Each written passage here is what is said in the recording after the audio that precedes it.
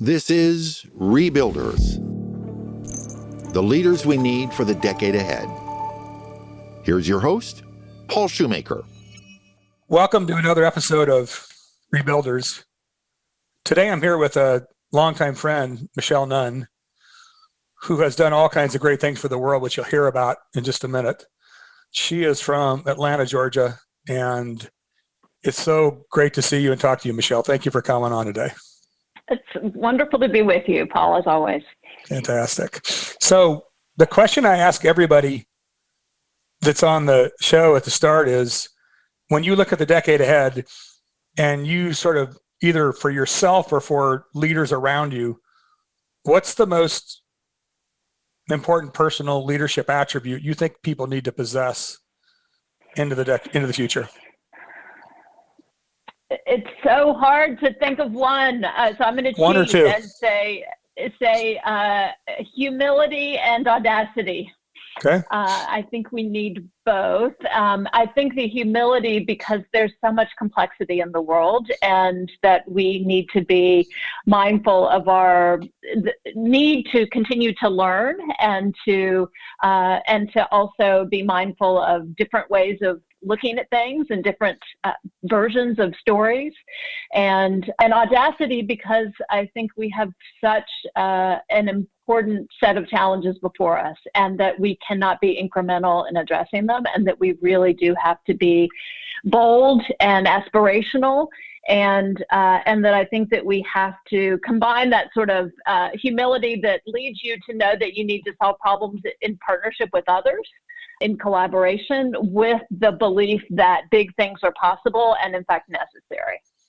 That's it. They're not opposites. That's an interesting juxtaposition, though, because they are certainly sort of balancing tension points. Yeah, and you don't always think of them together, but yeah. I do think that there's a confluence there that I think is of particular import at this moment. Yep. And what you said in the middle there was, it's about how complex the challenges are we have to solve, and therefore we have to have leaders that can hold two seemingly opposite things like that at the same time. I love that. So for folks that don't know Michelle, she is the president and CEO of CARE USA. She was born in Georgia and raised in a Methodist household. And I point that out because my dad was a Methodist minister. So it's always good to be hanging out with a good old Methodist every once in a while. A fellow Methodist, yeah. Bingo.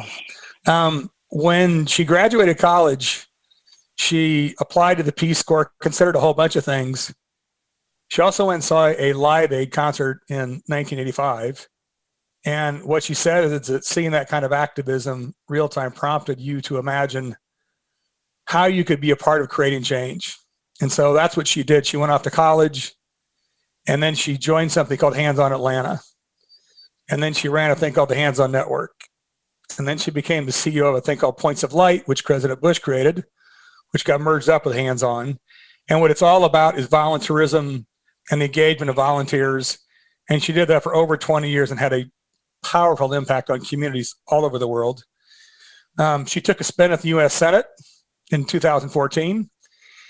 And then in 2015, she came back out of that and said, I want to be the president and CEO of CARE USA, or I should say that CARE USA came to them and asked her to do that.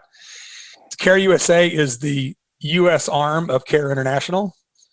And the aspiration of CARE is to support 200 million of the world's most vulnerable people to overcome poverty and social injustice by 2030. So no small aspiration there. So as you have sort of over the years and all those experiences, Michelle, you've sort of come up with a leadership style and set of beliefs over the year. Have there been a few particular role models for you along the way, and who are they? Yeah, well, you mentioned my Georgia roots, so I have some extraordinary Georgia role models, and from the hearkening from the civil rights movement. So I think about John Lewis and C.T. Vivian, who we both lost this past year, but who have been not only iconic leaders and representation of servant leadership, of social change, of the possibility of sometimes impossible achievements in terms of social justice.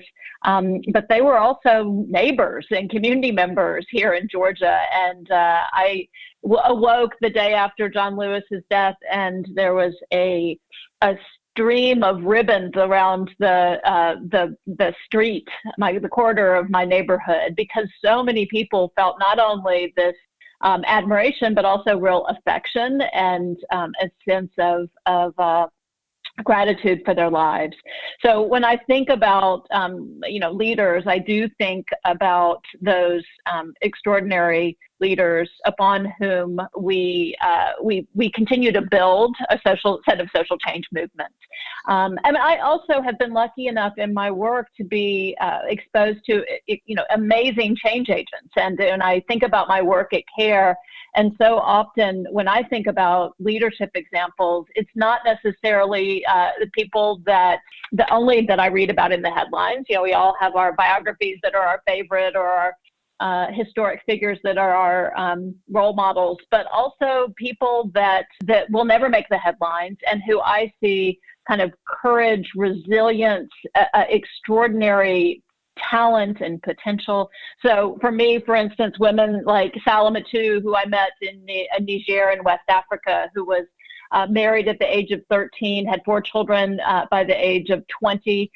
This was all against her will, who lived in great poverty, who joined one of CARE's saving groups that lends and supports women together in building out small businesses, and created a successful small business from a $2 loan, was able to educate her children despite the odds, and also to eventually divorce and marry someone that she loved.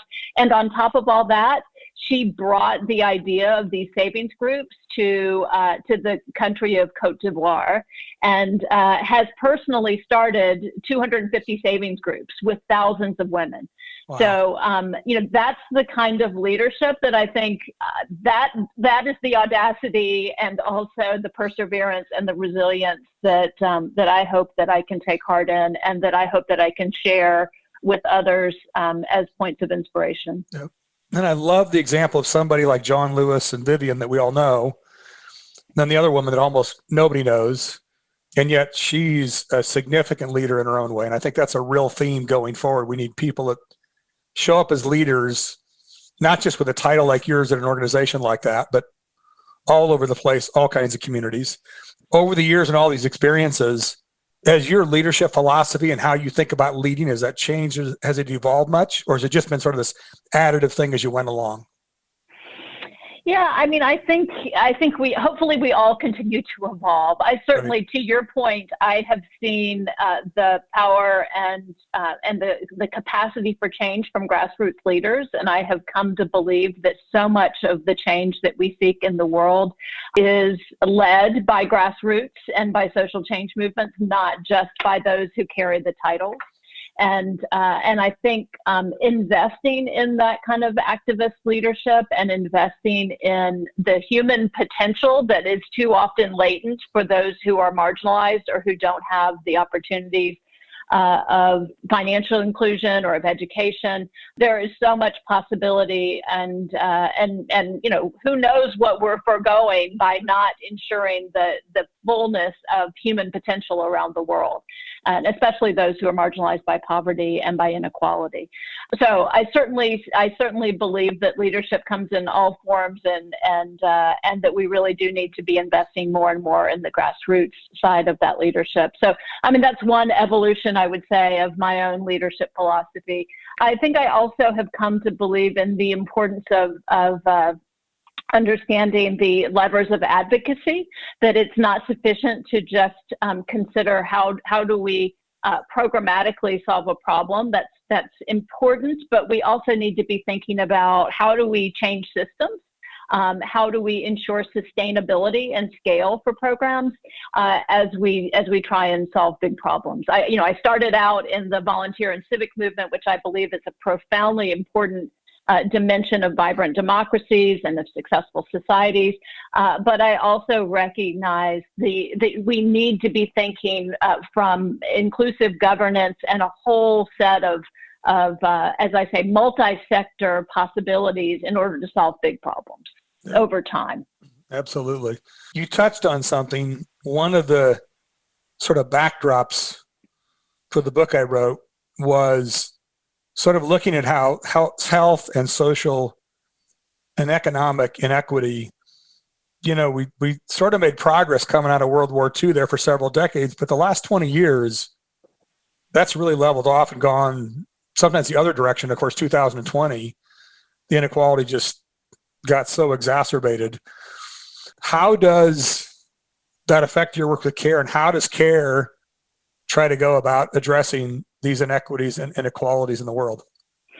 Yeah, well, as you pointed out, I think here in the U.S. in particular, we've seen a real stagnation and even sometimes a real falling back around issues of progress as it relates to poverty and also just, as you said, income, greater opportunity, economic opportunity for all. And we see that in our work at CARE. It's interesting because we've seen, if you look at the trajectory of progress around poverty globally, we have cut poverty in half over the last 20 plus years. That's definitely not the case in the United States. And so, as we faced COVID at the beginning of this year, CARE made a pretty historic decision in our own organizational history, which is after 75 years of working only outside of the United States and countries around the world, we decided to work in the United States to address this issue of economic opportunity and inequality here in the U.S. And so we're just starting that journey, but I think it is important to recognize that you take a challenge like COVID, and what you see is it exacerbates all of the existing inequalities. So those who are already suffering or marginalized are more greatly affected and impacted. And we see that around the world in terms of gender. For instance, women that are suffering more from hunger, from livelihood loss. We see that here in the U.S. in terms of some of the same issues exactly for people of color. And so I think it is such an imperative for us to collectively address these issues of equality and economic opportunity, certainly right here in the United States and also around the world, because what we're seeing is that the impacts of COVID-19 actually threaten that progress that I referenced at the beginning globally. And so, more people are going to be and are falling back into extreme poverty in the world. And we need to make sure that as we address the immediacy of the health situations around COVID-19, that we don't lose our capacity and our mandate to deal with the secondary pandemics of hunger and of poverty around the world. And so we definitely have our work cut out for us as we look into this new year. One of the themes that's the most important context for me in the book that I wrote is the degree of economic, social, and health inequities that we face in the decade ahead and how much they've gotten exacerbated and just the complexity in trying to solve those problems. And I hope as you listen to Michelle, the part she's already talked about and what's to come in the next 20 minutes, you'll get a sense of the range and the depth and the breadth of the experience that she brings to solving these problems. These kinds of leaders are out there. We need more of them out front because they've been living in the kind of complexity that we're going to have to face much more broadly as a nation in the decade ahead. And by the way, towards the end, Michelle and I talk about one of my favorite topics about having more women in the room. So keep your ears open for that. No, I think the decade ahead is just going to be hard as hell. That's why we're going to need awesome leaders. Your point you just made about in the last 25 years, poverty around the world has been knocked down in half. And basically the United States had stayed stagnant. That's a pretty sort of profound statement right there all by itself. I want to dig into a few topics you and I have talked about before.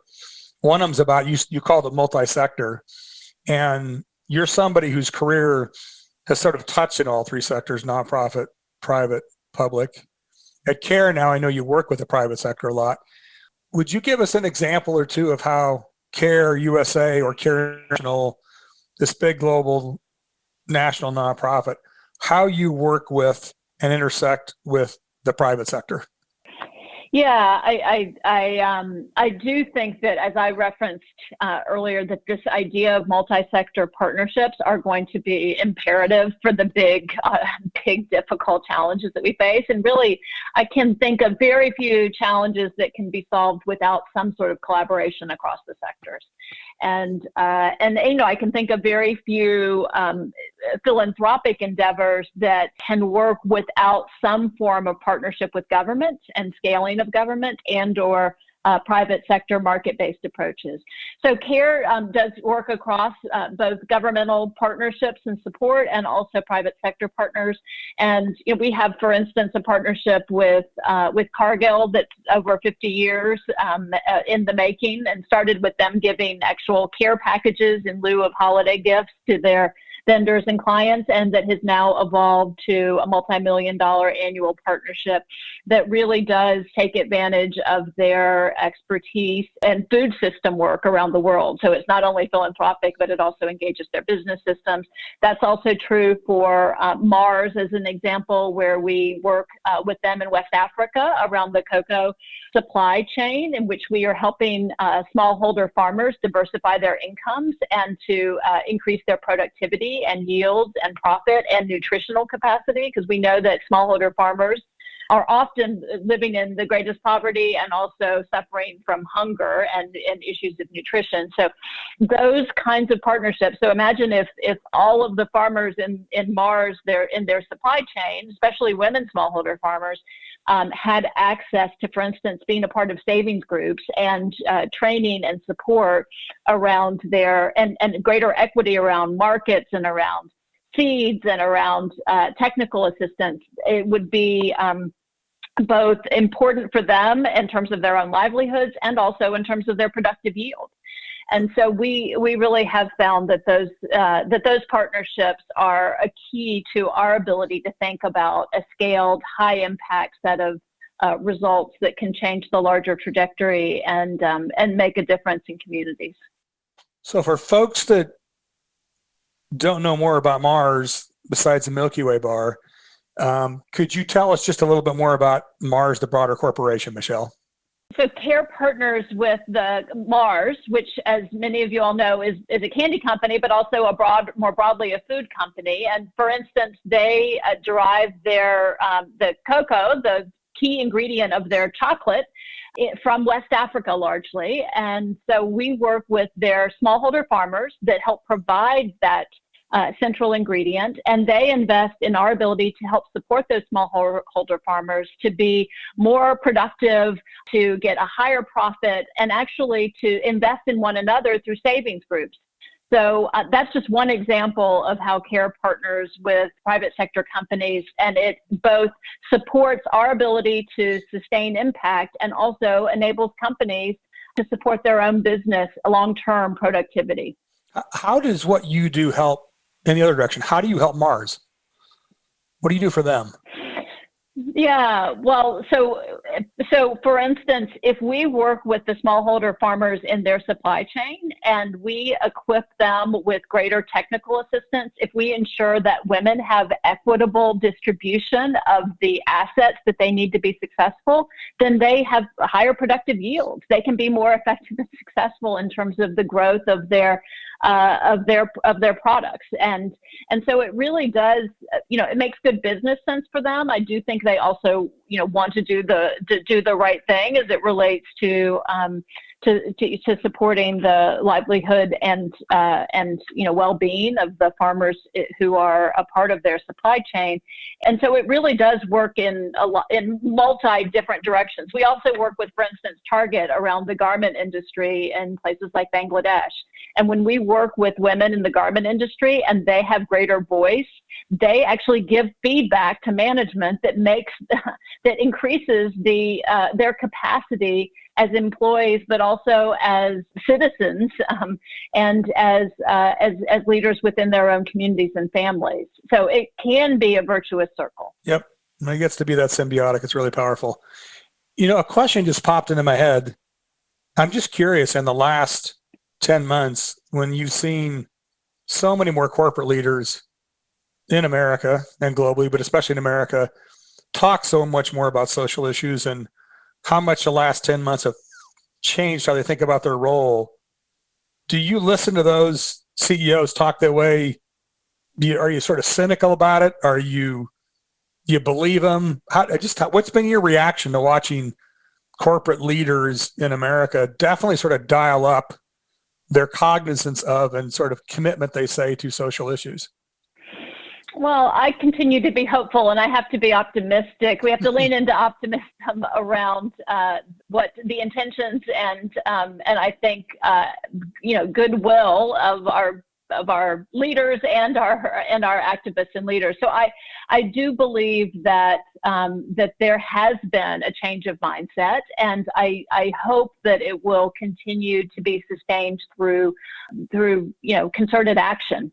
And I think that customers and I think consumers and employees are going to continue to demand that. I certainly see that in our work at CARE, is that I think we are going to be held to account around whether our leadership is reflective of the diversity that we aspire to achieve. And, we're putting out specific goals as an organization. I think a lot of corporations have done that too, that level of transparency will, I think, become a forcing mechanism that I think will lead to the kind of change that we hope to see. I think continued pressure and continued affirmation from employees, from consumers, will be important in that long-term journey. I will tell you that half of the first few months of CARE's global COVID response came from corporate investment.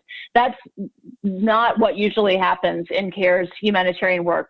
We are largely dependent upon institutional donors, but in this instance, governments were so focused on the needs of their own citizenry, understandably, but many of our corporate partners saw the importance for global cooperation and the importance of addressing COVID from an international context. And so I hope that we can lean into that. I certainly think that the Black Lives Matter movement and the, again, push for diversity around race and gender and representation on a broad spectrum is, I think that we've crossed a Rubicon, and I hope that we'll continue to make progress and, be held and hold ourselves to account. Yep. Been working on a project the last couple of months where I've actually talked to dozens of CXOs and companies about these kinds of things. And I agree with you. I do think not everybody, but I think in general, we have crossed the Rubicon with a lot of the private sector. And that is a silver lining, if you will, of the last year. You said something a minute ago talking about leading at a place like CARE, and it just strikes me how complex, just for this conversation from what I've known of you over the years, it is such a complex place. The issues you work on are so complex. The world you're doing it within is complex.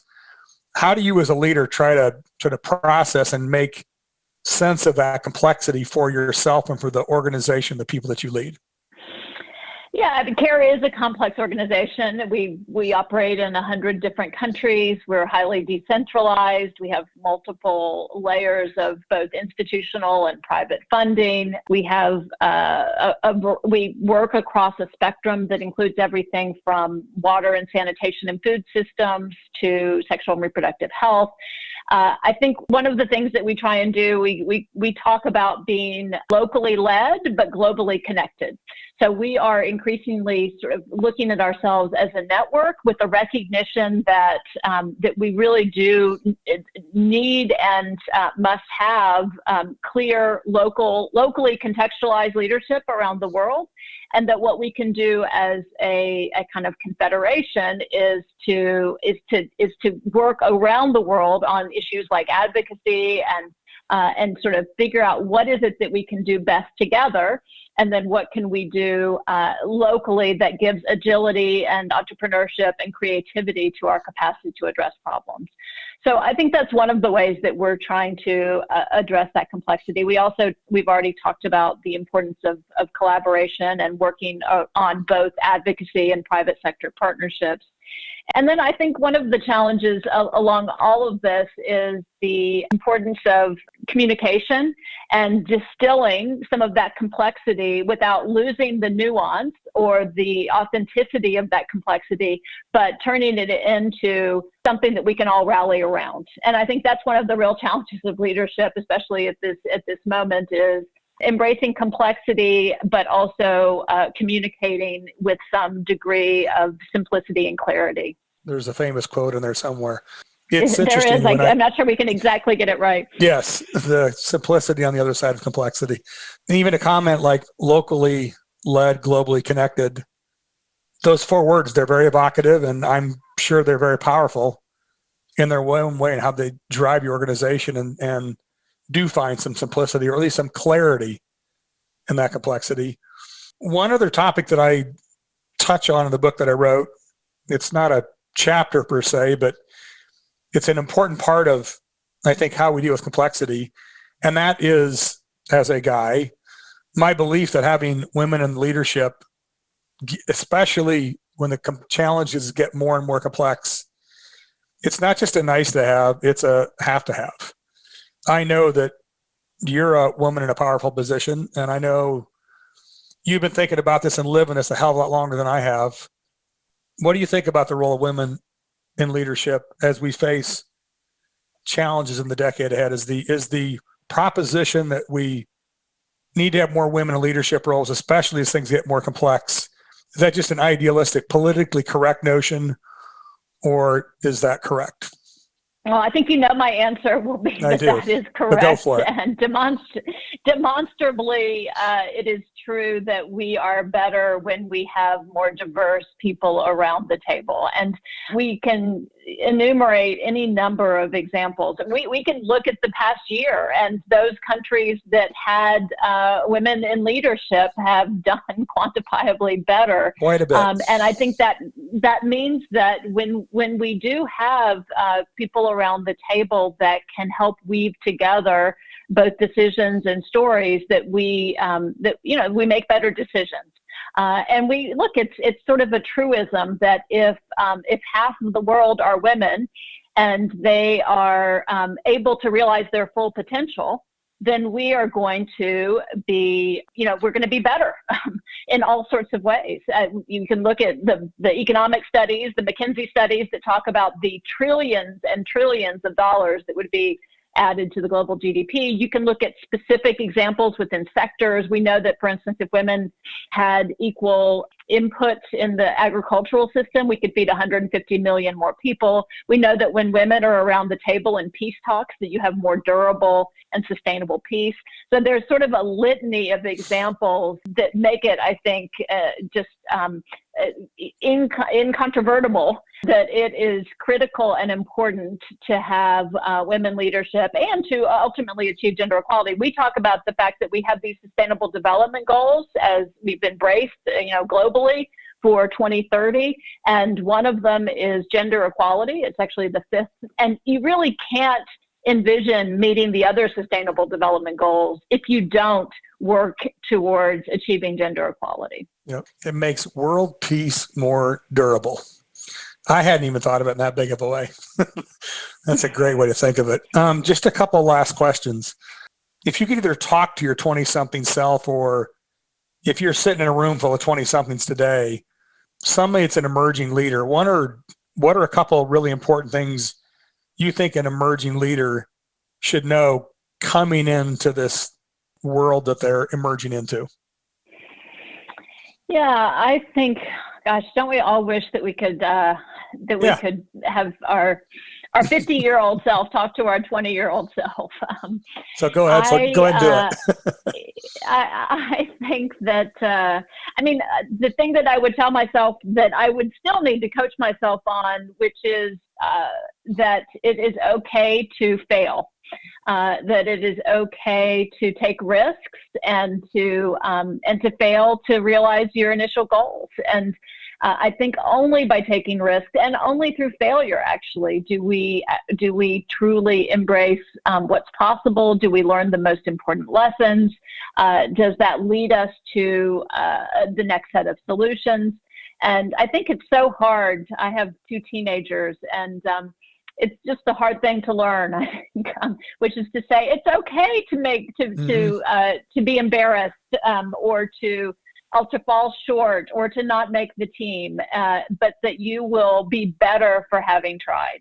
And that gets to, my original quality of leadership was audacity, and humility. And maybe those all do kind of flow from the willingness to understand that you won't always succeed, that you will be grounded through your failure in greater humility, but also wisdom, and that you have to be audacious in taking risks, and that the things that you'll most likely regret are the things that you failed to try, not the places where you failed to win. Yeah, that's a powerful idea. 2 things occurred to me as you said that. One, at least when you've reached, I'll speak for myself, when I reached my stage of my career, you have to say that because you failed enough times. You kind of got to make that a good part of the story, exactly. Right? And the second thing I will say that is true is failure is an amazing teacher. It does suck when you're in the middle of it. It's true. It's true. There's no glossing over. Yeah, you got to get on past it, and then you can look back and learn from it. So last question, and I talk to a lot of folks like yourself, so I kind of know how you're going to answer this. So I want you to answer, then I want you to tell me why. When you look at the decade ahead and how complex it is and how challenging it is and how much harder we just made it in the last 10 months, whether it's domestically or internationally, do you still feel hopeful about the next 10 years? And if you do, why do you feel hopeful? I do feel hopeful. I think when you've had the chance to see the resilience, the perseverance, the capacity of leadership of people who are in some of the most desperate and challenging situations, as I have through my work at CARE, or when you've seen the sort of civic potential of change leaders and social entrepreneurs, as you and I have seen around the world, and you see what's possible in the world, I think you can't help but ultimately rest upon hope. And I think that even in the face of discouragement or despair or enormous challenges, that hope enables us to lean into action and also to big picture vision. And I mean, Paul, you know that I'm from Georgia, and so forgetting about politics in terms of parties, but just thinking about the most recent election from a change-making perspective, it's taken decades of people not believing that Georgia would ever be a purple state or that Democrats could prevail. It's taken people working in the trenches. It's taken people holding a vision and saying it's possible. It's taken architects like Stacey Abrams, but also people who have defied what seemed possible at the time, 10 years ago, 12 years ago, even 4 years ago, even 2 years ago.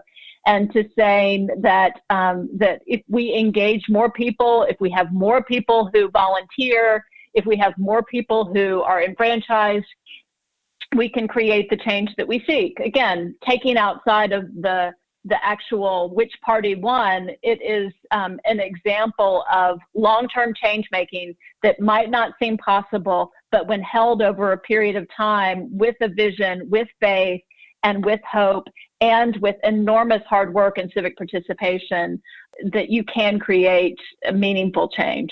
Yeah, that's a fantastic example. I often end with that question with people like you because I want to hear your answer, because your answer makes me feel hopeful and optimistic. So it's been great hearing all these different dimensions of CARE's work today. I should ask, if somebody wants to know more or do more, what's the call to action? How do they find out more or do more about CARE? We would love to engage people in CARE's work, and you could go to care.org and you can learn how to be an advocate around the work and to lift up your voice with Congress. You can also learn how you can volunteer your time, and you can also learn how you can, of course, always donate and invest in defeating global poverty and also achieving gender equality for women and girls around the world. Thank you for that answer, and thank you for taking the time to spend with me today. It's been great talking to you, Michelle. Thanks, Paul. Thanks for your example of leadership and for sharing the lessons that we all need to greet as we take on the big challenges and opportunities ahead.